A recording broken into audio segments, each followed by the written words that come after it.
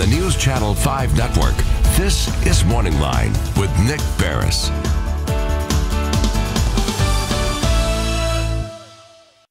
Good morning, everyone. Thanks for joining us on Morning Line. Nick Barris here with you on this Tuesday. Cold out. It's one of the coldest days of the year. So stay inside and just hang with us on Morning Line. Listen, enjoy the show.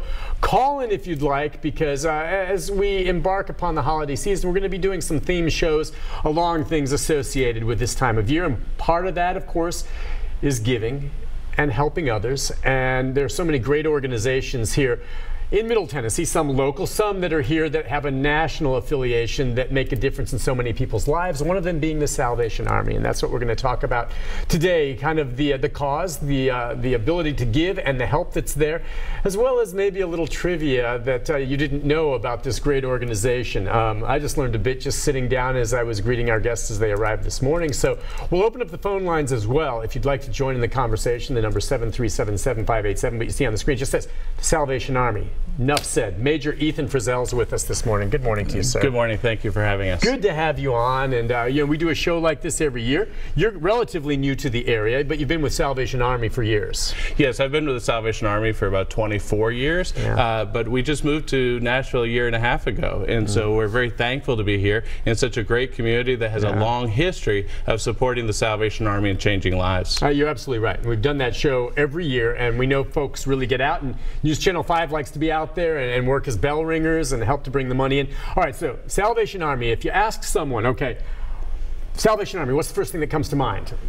You know, maybe several different things, but most people are going to say the Red Kettle. Yeah, most people know the bell ringers because they scatter across the community, and they really bring forth the sound of Christmas. It gives people that joy of Christmas that says, wait a minute, we need to be mindful of others. And so bringing forth the sound of Christmas, and just a simple sound and such a simple act of giving by giving in a kettle, changing lives, makes us all a little bit more joyous through the day. I agree. It's totally a holiday tradition. If I didn't hear that, and you do see them outside grocery stores, a lot of locations, ringing, and it just makes you want to give. And if I have any change when I walk out, I always do.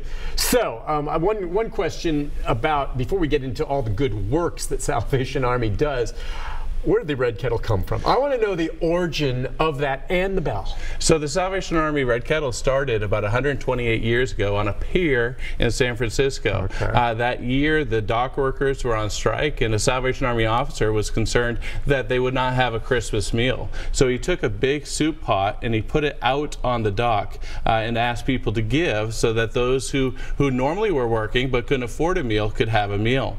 Only a few years later, there was a small group of ladies that were standing at the kettle because it worked so well. Oh, so they kept doing it. They kept doing it, right? It's when something works, do it again. Sure. And so they recognized that people weren't paying them much attention. So they walked into a local store and bought a set of bells and started jingling the bells with the kettle, and they found that that brought a great deal of attention and raised more money to change more lives. And so now you see bell ringing around the world, but really it was a local effort that just spread with the joy of Christmas. Makes sense. By the way, when did the kettle become red at some point?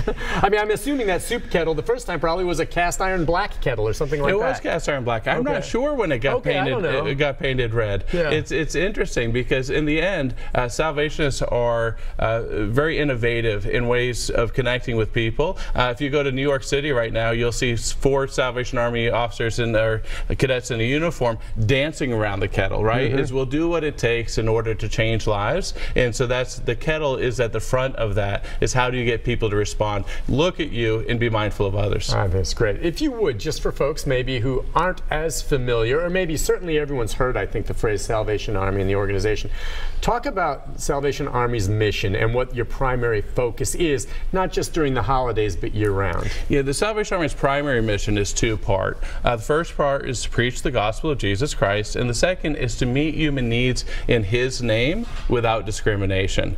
And in doing that, we welcome all people in. From the very beginning, the Salvation Army, when it was sharing the gospel, people's lives would be changed, but they were people who were on the outcasts of society, and as they would visit the normal places of church and market, they often would be shunned, and so they stayed around together. And so a large part of it is bringing people who are social outcasts, bringing them back into the social, economic, and environmental quality of life in the community. You'd see that reflected here in what we do with our youth programming. It's helping children that their future could be determined by their zip code and gentrification and their school system. So how do you interrupt that and make sure that they have a future that really allows them for social mobility in our global community, which Nashville's quickly becoming. So how do we engage them?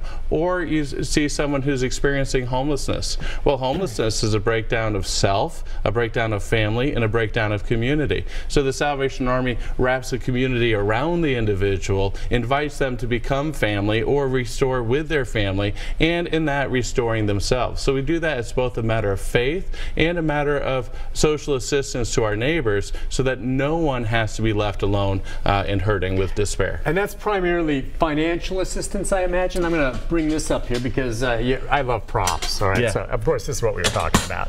There's that, and here's your little bell. Thanks. I've seen bigger ones than this, but you're going to see a lot of these around, folks. So is it financial assistance, for instance? All right, so a lot of people are going to be seeing these out, and when they put their money in here for a cause, where does the money go from the Red Kettles this time of year? So in Nashville, we have 4 campuses. Our primary campus is on Dickerson Pike. At that campus, we help people with supportive housing. That's people who have been experiencing homelessness that come in, and we walk with them. Are they referred to you, or do they know to come to the Salvation Army if they're in hard times? How does that work? So how do you get folks to come there? So for families in Nashville, there's a coordinated entry list. So we work with all the other nonprofits that assist with families, and we take essentially who's next in line based on their level of need. And then for individuals, because the Salvation Army is so well known, individuals have a waiting list to come in as well. So one of the things that we do is we attach case managers to those who are living with us that gives them the support to move to housing. It's interesting when it comes to issues of homelessness, because often people will blame the homeless person for being homeless, whereas you have a whole community and a whole society who has not figured out how to help them not be without a house. So when they come in, not only do they get a bed, of course, and meals, but they also get someone who helps them with their choice management, and in their choice management it allows them to have a quick recovery back into community, back into a family type atmosphere, back into relationship with themselves, and that helps them get to housing itself. And it's amazing that we do that with the power of a small bell, isn't it? No, I know. It's incredible. Then we have 3 other campuses. So we have a North Campus in Madison, a South Campus on Paragon Mills, and an East Campus. And so once you restore people to themselves and you're restoring them to the community, the campuses allow that restoration to continue. So that way when they leave the Salvation Army, if they still are in need of assistance for a meal or some fellowship, or even a kind word, we have the campuses around the community that can welcome them in. A recent strategy that was done for us by Belmont reminded us very clearly that our #1 competition when it comes to moving people who are experiencing homelessness to housing is the homeless community itself. Because people make communities within their tents and under bridges. Some of them, because of that, then choose maybe to stay in that lifestyle. A lot of people say, why would you ever want to? And deep down, I think most, if they could get something that was acceptable to them, would rather not live in a tent, would rather live in some place warmer that's more secure. But a lot of them do. There are some out there that choose. Yeah, well, and so you're trying to give them options and realize, hey, that's not the only thing? Yeah, absolutely. And the issue is not only is it a choice to stay, really there's no better choice to leave. Yeah, they have no other options. Right? So if you're living in downtown, so our East Campus is off of Dickerson Pike. There's a family there that was renting a home, had been renting the home for years. So now we know rents are going up, and they'll continue to go up. And so they ended up moving out of the house. It took the homeowner 2 months to renovate the house, and now that house across the street from the Salvation Army is $350,000. Right? So if that happens to someone, you're not only pulling someone out of their housing, which now we have very little small apartments for individuals to rent downtown. Not only are you pulling them out of the housing, but you're pulling them out of the community. And so when you reorient your services to actually create community around the individual, is you have to move them from one safe place to the other.